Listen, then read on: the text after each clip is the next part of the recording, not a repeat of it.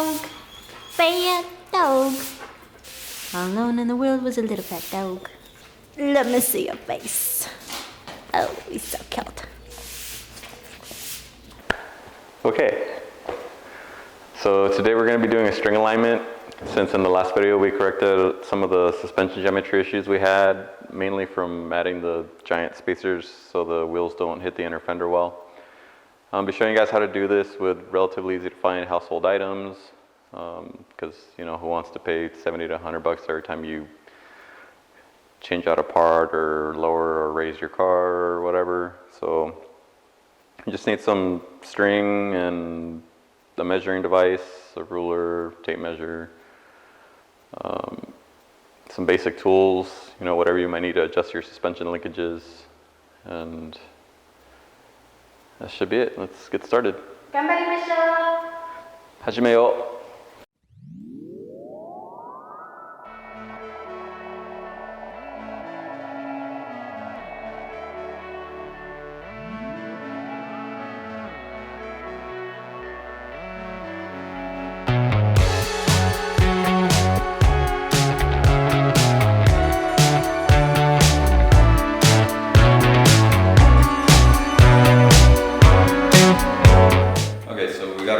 Set up, and you want to use a string that is strong enough to like have a little bit of tension on it. Obviously you don't want to use like sewing string or something like that. This is, I think it's parachute cord. I'm not really sure where to get it. One of my friends just gave it to me because he thought it would be better for this. I know construction guys use a type of string that's really strong. That would be great too. But just, you know, you can tell if it'll work or not. Sometimes it'll be, if it's not strong enough, it'll just be too wobbly.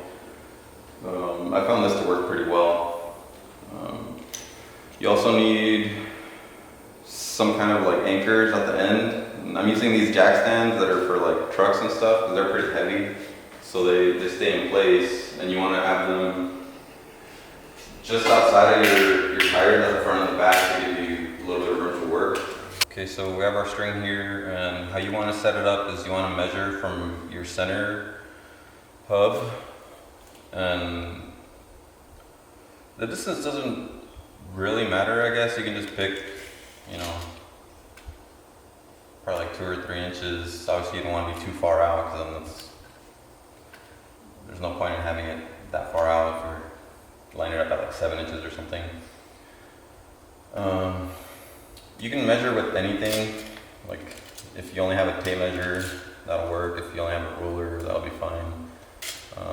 I personally think fractions are the devil, so I'm going to use the proper way of measuring things in millimeters. So you can use a measuring caliper like this if you have one. And we're going to see where we're at right now. So we're at 86 millimeters. So let's make that a more even number. So move it a little closer. And it's also, ideally you want it running through the center of your tire. So let me just adjust this down a bit. So that's about good. So now this one's set. Now we want to repeat the process at the front, so make sure that that string is running parallel with the mounting surface of your wheels. Okay, so after you verified that your hubs are in line with each other, then you can start taking your measurements at the front and the rear of the wheel, and then you compare the two, and that'll tell you if you have toe in or toe out, and then you can correct based off of that.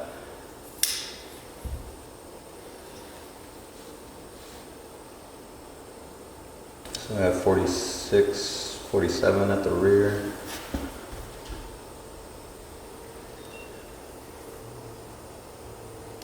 And about 40 at the front. So that's a difference of, you know, about 7 millimeters, or more or less a 1/4 inch, which means we have significant toe in or out.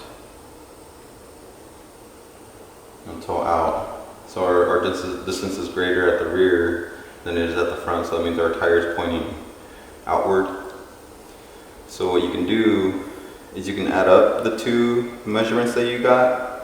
So we have about 87 together and divided by 2, and that'll give you, you know, a target more or less of what the front and rear measurements should be if you're aiming for, you know, 0 toe. So that means we have to aim for about 44.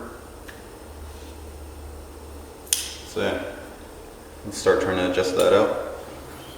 Okay, so now we're gonna adjust our tie rod to try and fix our toe. For my particular application, it's gonna be a 22 mil for the lock nut on the outer tie rod end, and a 13 mil for the inner tie rod. It might be different depending on your particular parts and application or whatever, but you can figure that part out.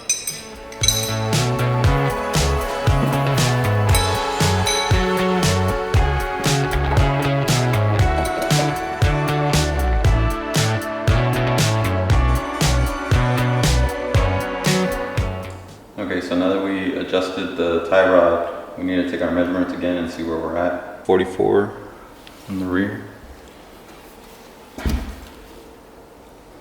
And 43.9 on the front.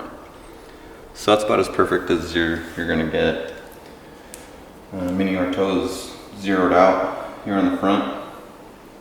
And we can tighten our lock nut back up on the outer tie rod and just repeat the process pretty much on all the rest of the wheels. And test drive. Okay, so we're gonna take our measurements at the rear now and see where we're at. So 51 for the back and 38 for the front. So yeah, still a significant toe out at the rear. So the toe on the rear might be different and or non-adjustable depending on your car. Ultimas like these, for example, the earlier models like 93 and 94 didn't have adjustable toe lengths in the rear. So in that case, you're kind of out of luck. Mine's a second gen though, so it's a 95, 6 and 7, which did have adjustable toe rods in the rear. So that lets us correct our alignment there. In the case that you did have non-adjustable toe at the rear, you could look and see if they make adjustable arms for your car. Depending on how popular it is, there's probably something out there for you. In this case, like if I had a 93, I would need to look for arms from a 96 or newer, or 95 or newer to be able to correct this, but luckily we already have them, so we're gonna correct our toe at the rear now.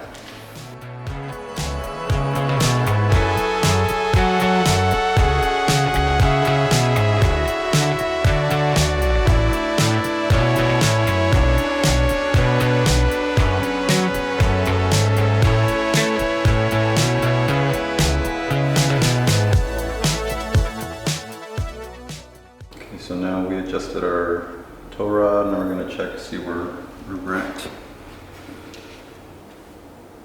44, 47.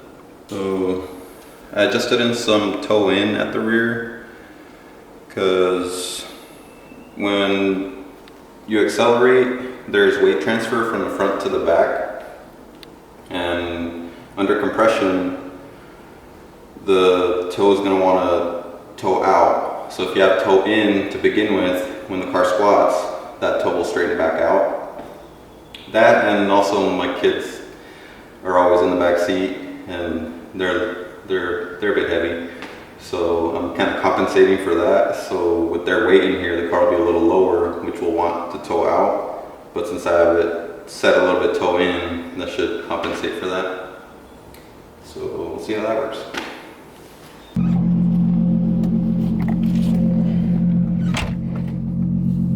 Let's roll. Alright, so steering feels a lot better. It's not as heavy as it was before. We'll see how it does on some acceleration.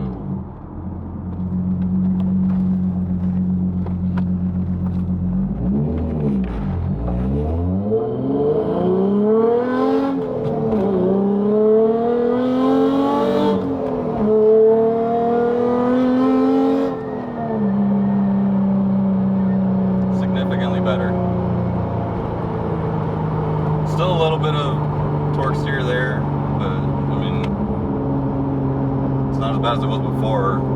Before you'd step on it and it would immediately just turn right for you or left, whichever way it felt like.